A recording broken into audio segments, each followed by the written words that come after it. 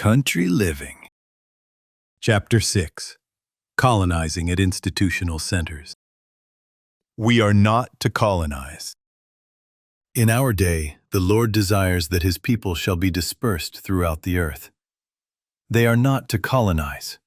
Jesus said, "Go ye into all the world and preach the gospel to every creature." Mark 16:15. When the disciples followed their inclination to remain in large numbers in Jerusalem, persecution was permitted to come upon them, and they were scattered to all parts of the inhabited world. For years, messages of warning and entreaty have been coming to our people, urging them to go forth into the Master's great harvest field and labor unselfishly for souls. Testimonies for the Church, 215, 1904. Scatter to unwarned places. Many of the members of our large churches are doing comparatively nothing. They might accomplish a good work if, instead of crowding together, they would scatter into places that have not yet been entered by the truth. Trees that are planted too thickly do not flourish. They are transplanted by the gardener, that they may have room to grow and not become dwarfed and sickly. The same rule would work well for our large churches. Many of the members are dying spiritually for want of this very work. They are becoming sickly and inefficient. Transplanted, they would have room to grow strong and vigorous. It is not the purpose of God that His people should colonize or settle together in large communities. The disciples of Christ are His representatives upon the earth, and God designs that they shall be scattered all over the country, in the towns, cities, and villages, as lights amidst the darkness of the world. They are to be missionaries for God, by their faith and works, testifying to the near approach of the coming Savior.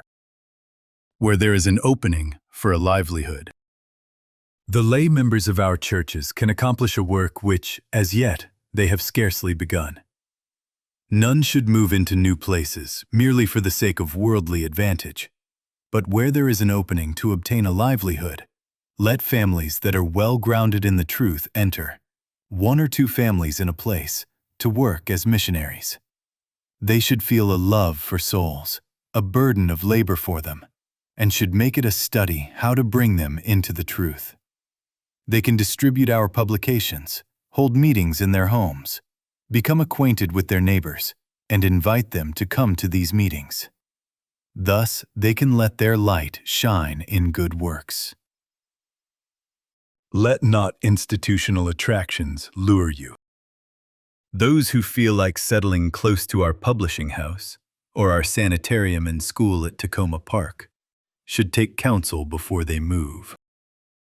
To those who are looking toward Mountain View as a favorable place in which to live, because the Pacific Press is to be established there, I would say, look to other parts of the world, which need the light that you have received in trust. Remember that God has given to every man his work. Choose some locality where you will have opportunity to let your light shine forth amid the moral darkness. It is always the case that when an institution is established in a place, there are many families who desire to settle near it. Thus it has been in Battle Creek and in Oakland, and to some extent, in almost every place where we have a school or a sanitarium. Fundamentals of Christian Education, 494, 495, 1904. Establish no Jerusalem centers. Our people are not to regard as a Jerusalem center. Let them not think, because a number of our brethren are called here to connect with the publishing work, that this is a place for large numbers of our people to settle with their families. And let everyone connected with the office hold himself in readiness to leave, if God shall call him to some new place. Manuscript 148, 1905. Do not crowd into one place, making the same mistake that has been made in Battle Creek.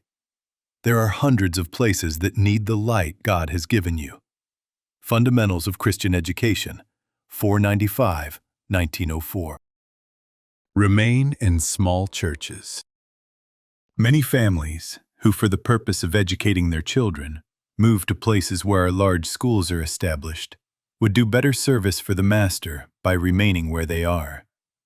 They should encourage the church of which they are members to establish a church school, where the children within their borders could receive an all-round, practical Christian education. It would be vastly better for their children, for themselves, and for the cause of God, if they would remain in the smaller churches where their help is needed, instead of going to the larger churches where, because they are not needed, there is constant temptation to fall into spiritual inactivity.